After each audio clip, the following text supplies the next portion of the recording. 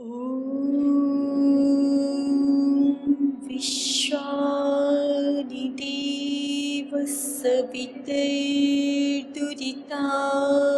परासुव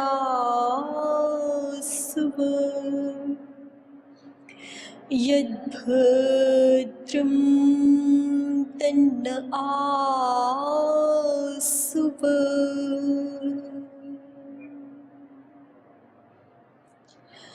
ॐ मानो भद्राः क्रतवो यन्तु विश्वतो दग्धासो अपरेतास उद्भिदः देवानो यथा वेदसामसद्वृधे असन्नप्रायुवो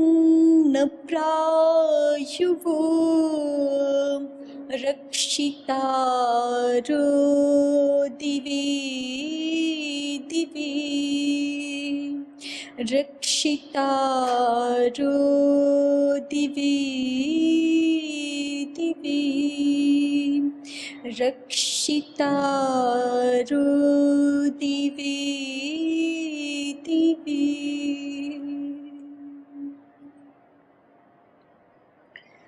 ओम हरिशरण। व्यवहार भानु का स्वाध्याय कर रहे हैं हम। बालकों में विशेषतः किन गुणों का समावेश होना चाहिए उनकी शिक्षा में, विद्या की प्रणाली में। विषयगत योग्यता के अतिरिक्त भी अन्य किन सद्गुणों का समावेश आवश्यक है, ये यहाँ पर महर्षि दयानंद जी वर्णन कर रहे हैं, निरूपण कर रहे हैं। इस प्रसंग में हमने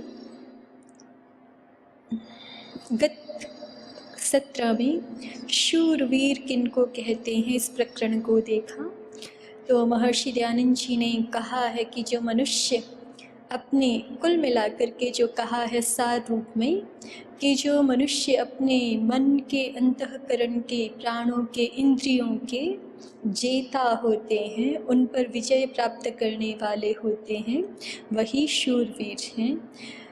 क्योंकि अंततः वेदाध्ययन शूराश्च अध्ययने रताः गुरुशुश्रूषया शूराः पितृशुश्रूषया परे मातृशुश्रूषया शूरा भैक्षशूरास्तथा परे अरण्यगृहवासे च शूराश्चातिथि पूजने।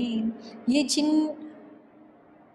जिस प्रकार के शौर्य का यहाँ वर्णन हुआ है, वेदाध्ययन में शूर हों, सत्य शास्त्रों के स्वाध्याय में निरंतर तत्पर हों, गुरु शुश्रूषा, माता शुश्रूषा, पितृ शुश्रूषा और अपने अपने आश्रम के धर्मों को निभाने में जो शूरवीर हो, अतिथियों का पूजन करने में, सेवा करने में जो शूरवीर हो, वही अत्युत्तम होकर के धन्यवाद के पात्र होते हैं। तो ये सब कार्य मातृ शुश्रूषा, पितृ शुश्रूषा, गुरु शुश्रूषा, स्वाध्याय में मन की निरतता, ये सब तभी संभव है और अपने अपने वर्णाश्रम धर्मों का भी पालन तभी संभव है जब हमारा अपने इंद्रियों पर, इंद्रिय वृत्तियों पर और अंतःकरण पर अच्छा नियंत्रण होता है, अच्छा संयम होता है। तो सारी विद्या के साथ साथ बाहर के जगत में उन्नति के साथ साथ हमें भगवान जी ने जो शरीर रूपी उपहार प्रदान किया है, देह रूपी उपहार प्रदान किया है, और इसमें ज्ञानेंद्रियाँ, कर्मेंद्रियाँ, प्राणोर्जाएँ और हमें अंतःकरण, मन, चित्त, बुद्धि, अहम तत्व, ये जो हमें आंतरिक उपकरण भगवान जी की असीम कृपा से प्राप्त हुए हैं, इनको भी चलाने की ठीक ठीक ट्रेनिंग, ठीक ठीक प्रशिक्षण, ये भी विद्या का भाग अनिवार्य है। जैसे विषयगत शिक्षण अनिवार्य है, वैसे ही ये आंतरिक प्रशिक्षण भी अनिवार्य है। अब आगे बढ़ते हैं। महर्षि दयानंद जी प्रश्नोत्तर के माध्यम से कुछ विषयों को और स्पष्ट करते हैं। तो पहला प्रश्न इसमें ले रहे हैं, शिक्षा किसको कहते हैं? शिक्षा किसको कहते हैं? तो उत्तर दिया, जिससे मनुष्य विद्या आदि शुभ गुणों की प्राप्ति करे और अविद्या आदि दोषों को छोड़ करके सदा आनंदित हो सके, वह शिक्षा कहलाती है। शिक्षा को केवल इन्फॉर्मेशन नहीं कहा या कुछ स्मरण कर लेना, ऐसा मात्र महर्षि दयानंद जी कह रहे हैं कि इतना मात्र शिक्षा नहीं है। तो शिक्षा क्या है कि मनुष्य विद्या आदि शुभ गुणों को प्राप्त कर सके, जिससे और अविद्या आदि दोषों को छोड़ करके आनंदित हो सके। भारतीय प्रणाली में, शिक्षा प्रणाली में, वैदिक शिक्षा प्रणाली में शिक्षा उसी को कहा गया है कि जिससे मनुष्य का शारीरिक विकास भी हो और मानसिक विकास भी हो, बौद्धिक विकास भी हो, भावनात्मक स्वास्थ्य भी उसको प्राप्त हो और आत्मिक स्वास्थ्य भी, आत्मिक बल भी जिससे प्राप्त हो, वही शिक्षा है। शिक्षा की परिभाषा, विद्या की परिभाषा यही दी गई है कि सा विद्या या विमुक्तये, वह विद्या है जो मनुष्य को विमुक्त करने के लिए ही है, सारे दुखों से छुड़ाने के लिए ही है। बहुत सारी शिक्षा प्राप्त की और उल्टा डिप्रेशन हो गया, और उल्टा जो है वो आनंद कुछ बचपन में होता भी है तो वो और ख़त्म हो गया।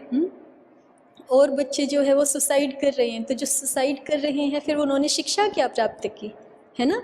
वैसे तो हम समझते कि कोटा जो है वो आजकल शिक्षा की नगरी बन गया। शिक्षा की नगरी कहाँ बन गया? शिक्षा की नगरी बन जाता है तो फिर वहाँ से सबसे ज़्यादा लोग जो है, सबसे ज़्यादा युवा बालक आत्महत्या की ओर अग्रसर होते हैं, उनमें ऐसी प्रवृत्ति देखी जाती है। तो पहले जो विद्या के केंद्र होते थे, काशी, वाराणसी या कश्मीर नगरी, तो वो तो जो है वहाँ पर तो कोई ऐसे नहीं करता था, क्योंकि वो विद्या था, विद्या के केंद्र थे वस्तुतः। वहाँ पर बालकों को आंतरिक रूप से भी सबल बनाया जाता था और उनकी विद्या की योग्यताओं का भी अभिवर्धन किया जाता था। कैसे जीवन में दुख मुक्त रहा जाता है, ये भी उनको विद्या प्राप्त होती थी, साथ में विषयों की योग्यता के साथ साथ। तो इसलिए वो तो विद्या के केंद्र थे और विद्या की यही परिभाषा ठीक है, या सा विद्या या विमुक्तये, विद्या वही है जो हमें मुक्त कर दे। मुक्त होना किसको कहते हैं? तो महर्षि दयानंद जी कहते सत्यार्थ प्रकाश में, मुक्ति माने छूटना। तो छूटना किससे होता है? छूटना हम किससे चाहते हैं? दुख से ही छूटना चाहते हैं ना, सुख से, अमृतत्व से तो नहीं छूटना चाहते। यही हम प्रार्थना भी करते हैं, मृत्योर्मुक्षीय माँ अमृतात्, कि हमें मृत्यु से छुड़ाओ।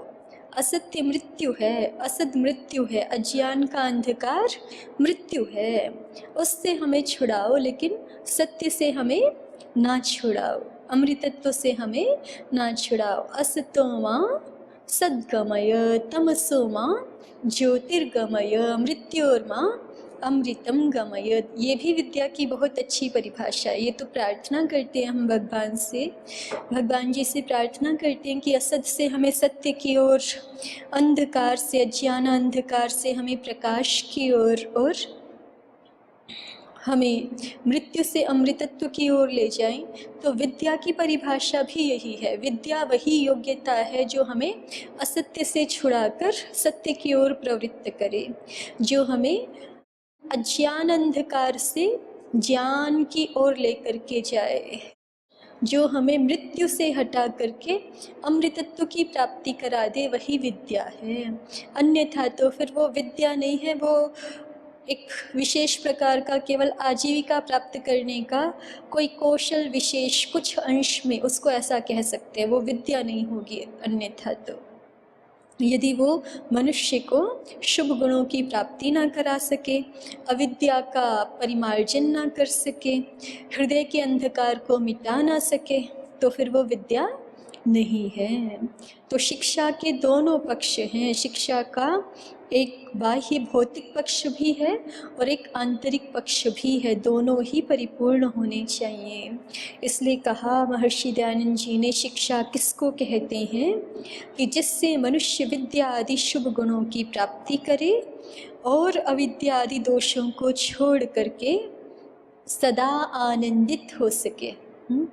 अविद्यावान होने का ये भी लक्षण है कि वो जो विद्यावान होगा वो हमेशा आनंदित होगा, हमेशा प्रसन्न होगा। यहाँ लिखा है ना, उसमें शुभ गुण रहेंगे, शुभ गुणों की प्राप्ति उसको होगी, अविद्या अहंकार आदि दोषों से वो रहित होगा। अविद्या अस्मिता राग द्वेषाभिनिवेश ये क्लेश उसके जीवन में नहीं होंगे, अर्थात विवेक पूर्वक असत का त्याग करके सत्य में प्रतिष्ठित जो हो चुका है वही विद्या युक्त है। और ऐसा मनुष्य सहज स्वभावतः ही सदैव आनंदित रहता है, क्योंकि आत्मा आनंद स्वरूप है, उसमें वो प्रतिष्ठित है, तो इसलिए सदैव आनंदित रहता है। जो ऐसा मनुष्य है वही शिक्षा युक्त है, वही विद्या युक्त है। तो ये विद्या की परिपूर्ण परिभाषा है। इस प्रकार की विद्या की व्यवस्था सब स्थानों पर अपने भारत देश में, अपने आर्यवर्त देश में प्राचीन काल से चली आ रही थी। अब से लगभग कुछ 100-150 वर्ष पहले तक। अभी अभी ये इस प्रकार का कार्यक्रम हो गया क्योंकि अंग्रेज़ों ने तो बिल्कुल यही शुरू किया था ना, क्योंकि उनको भारत के लोगों के विकास से तो कोई अभिप्राय उनका था नहीं। उनको कुछ क्लर्क बनाने थे, है ना, अपनी सेवा के लिए बस उनको चाहिए थे कुछ नौकर तैयार करने। तो इसलिए उन्होंने भारत की सारी शिक्षा प्रणाली को भी बहुत क्रूरतापूर्वक, बहुत ज़बरदस्ती के साथ, बलात् हठात उन्होंने भारत की शिक्षा प्रणाली को, गुरुकुलों की शिक्षा प्रणाली को विनष्ट कर दिया कि हम भारतीयों को इसी तरह से अधिक देर तक गुलाम बना करके रख सकते हैं और कोई दूसरा तरीका तो है नहीं। क्योंकि गुरुकुलों की यदि शिक्षा इनको प्राप्त रहेगी तो फिर इनका जो आत्मगौरव है, आत्म स्वाभिमान है और चरित्र की जो उन्नतता है वो इतनी विराट होगी कि इनको कोई अधिक देर तक दास बना करके अपनी दासता में, अपनी पराधीनता में रख नहीं सकेगा। तो अंग्रेज़ों का यही षड्यंत्र था, यही कुचक्र था, और इससे भी उनकी आसुरी बुद्धि का परिचय मिलता है। देखो, यदि सात्विक बुद्धि हो तो किसी के पास कोई अच्छी चीज़ हो तो हम भी उसको सुन लें, समझ लें, अपने जीवन में अपना लें। तो भारत में यदि उन्होंने विद्या का इतना उन्नत स्तर देखा था कि कोई लोग यहाँ पर अनपढ़ थे ही नहीं, घर घर में जो है वो सब लोग विद्यावान होते थे और धन समृद्धि का अत्यंत प्राचुर्य था और भिखारी तो कोई होते ही नहीं थे। किसी को भीख मांगते हुए, किसी को चोरी करते हुए यहाँ पर देखा ही नहीं जाता था। ऐसे भारतवर्ष का उन्नत चरित्र था उस समय में। तो जब यदि अंग्रेज़ों ने ये देखा था और यदि उनके पास सद्बुद्धि होती, ऋषि बुद्धि होती, तो वो इस प्रणाली को नष्ट नहीं करते ना, इससे स्वयं भी लाभ ले लेते। ये दुर्बुद्धि मनुष्यों का बिल्कुल ठीक ठीक लक्षण दिख रहा है वहाँ पे कि कोई अच्छी चीज़ दिखे तो उसको नष्ट भ्रष्ट कर देना, कि वो किसी के भी काम नहीं आए, कि फिर वो मानव जाति ही उसके लाभ से वंचित हो जाए। तो ये तो सीधे सीधे दुर्बुद्धि का परिचायक है ना। नहीं तो यदि सद्बुद्धि होती तो स्वयं भी चरित्र की इस शिक्षा को, इस आत्मविद्या को वो स्वयं भी ग्रहण कर लेते और स्वयं के, उनके अपने राष्ट्र के जो मानव थे उनके लिए भी हितकारी हो जाते। लेकिन ऐसा ना करके अपनी दुष्प्रवृत्तियों को यहाँ पर भी लादने का उनका आज भी पुरजोर यत्न चल ही रहा है। तो ये दुर्बुद्धि का ही परिचायक है। और यदि हम चाहते हैं कि हमारा राष्ट्र पुनः उन्नति को प्राप्त हो तो हमें एक एक मानव को भीतर से जागृत होना पड़ेगा।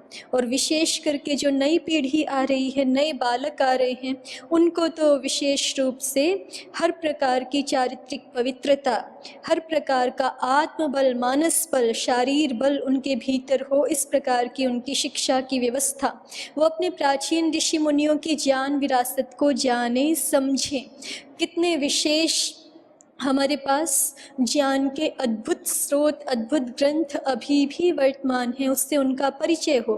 कैसे हमारे ऋषिजनों की प्रखर प्रज्ञा थी, अशेष सेमुषी संपन्न, अशेष प्रज्ञा संपन्न यहाँ के ऋषिगण, सिद्ध गण हुआ करते थे, अलौकिक दैवीय शक्तियों से संपन्न। उनका बालकों को परिचय हो, तब तो वो जाने कि हमारे पूर्वज कैसे थे और हमारा मार्ग कैसा था, हमारे देश का क्या गौरव है, उससे वो परिचित होंगे। तो उनमें आत्मगौरव की, आत्म स्वाभिमान की भावना होगी। और तब महाजनों ये न गतः सपंथाः, तब वो समझेंगे कि हमारा ये सदमार्ग है, इसी मार्ग पर हमको चलना है। तब जब भीतर से उन्नत हो पाएंगे, एक एक व्यक्ति जागृत होगा, तो राष्ट्र अपने आप फिर जागृत हो जाएगा। तो इसलिए अत्यंत अनिवार्य है विद्या के सही स्वरूप को समझना। और हमारे ऋषियों ने जो अत्यंत विज्ञान पूर्वक मानव जीवन को समझ करके, उसके लिए मानव जीवन के संपूर्ण कल्याण के लिए जो प्रणालियाँ प्रस्थापित की हैं, उनको जानना, समझना और उनके अनुरूप जीवन जीना, ये तभी हो सकता है जब हम अपनी ऋषि मुनियों की विरासत से परिचित हों। और वो सारी विरासत जो है वो देववाणी संस्कृत भाषा में उपलब्ध है। तो इसलिए संस्कृत भाषा का ये एक और कुचक्र है। अंग्रेजों ने तो फिर भी जो है वो बहुत नष्ट किया, लेकिन हमारे यहाँ पर स्वातंत्र्य के बाद भी कुछ जो है वो विशेष सद्भाव अपनी प्राचीन विरासत के प्रति रहा नहीं है, अपनी संस्कृति के प्रति कोई विशेष गौरव का भाव रहा नहीं है। संस्कृत को तो शिक्षा प्रणाली से पहले ही गुरुकुल की शिक्षा प्रणाली नष्ट हो गई, और फिर संस्कृत को तो और गायब कर दिया कि फिर बाद में जब 5वीं तक बच्चा पढ़ता नहीं है, 6ठी से भी जो लेना चाहता है वो तो 100 लेते हैं, वो 1-2 वर्ष कोई पढ़ता है, तो वो अपनी मातृभाषा से, क्योंकि एक तरह से भारत की मातृभाषा तो कुछ वर्षों पहले तक संस्कृत ही होती थी, हिंदी तो अभी कुछ समय पहले ही हुई ना, उससे पहले तो मातृभाषा संस्कृत ही थी यहाँ की। तो अपनी मातृभाषा से ही अपरिचित रह जाएं, और अपरिचित रह जाएं तो फिर जो बहुत सरल भाषा में हमारे ज्ञान की विरासत हैं, ज्ञान की निधियाँ हैं, ग्रंथ हैं, उनको देख करके हमारे बच्चे डरें कि अरे ये क्या आ गया, क्योंकि जिससे उनका परिचय ही नहीं हुआ उससे तो फिर वो बाद में डरेंगे ही, भले ही वो चाहे संजीवनी के समान, अमृत के समान ही कल्याणकारी क्यों ना हो, उनको भीति होगी, उससे भय होगा कि अरे ये तो बहुत क्लिष्ट है, ये तो बहुत कठिन है।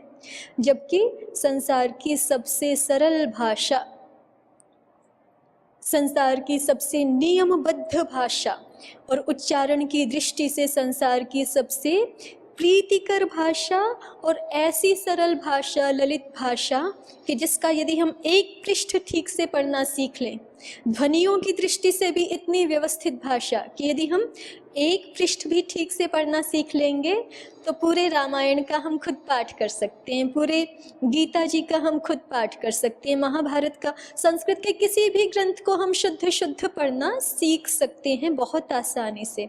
ये अन्य भाषाओं जैसा नहीं होता ना कि लिखा कुछ है और पढ़ कुछ रहे हैं, ऐसा नहीं है। पूर्ण वैज्ञानिक भाषा है, जैसा लिखा है वैसा ही बोला जाएगा, वैसा ही पढ़ा जाएगा। और इसका हमारे मन मस्तिष्क पर जो प्रभाव होता है उससे तो हम सर्वथा अपरिचित हैं। संस्कृत भाषा देवों की तो प्रिय भाषा है, तो संस्कृत भाषा जो बोलते हैं, देवताओं का अनुग्रह, दैवीय शक्तियों का अनुग्रह उनको सहज ही प्राप्त हो जाता है। देखिए जो दूसरी आसुरी राक्षसी संस्कृतियां हैं ना, उनका देवताओं से तो कुछ लेना देना ही नहीं है ना, परिचय ही नहीं है। और हमारी संस्कृति में जो दैवीय अंश था उससे सर्वथा हमारे बालकों को अलग करने का ये षड्यंत्र है कि ना वो भाषा जानेंगे, ना फिर बिना भाषा जाने तो फिर ये है ना कि ट्रांसलेट करके आप जो कोई भी जिसकी जो मन में आए वो बता दे। ठीक है, ट्रांसलेशन तो गलत भी करके बता सकता है ना कोई हमें, जब हम अपनी भाषा के मूल ग्रंथों से परिचित नहीं होंगे तो।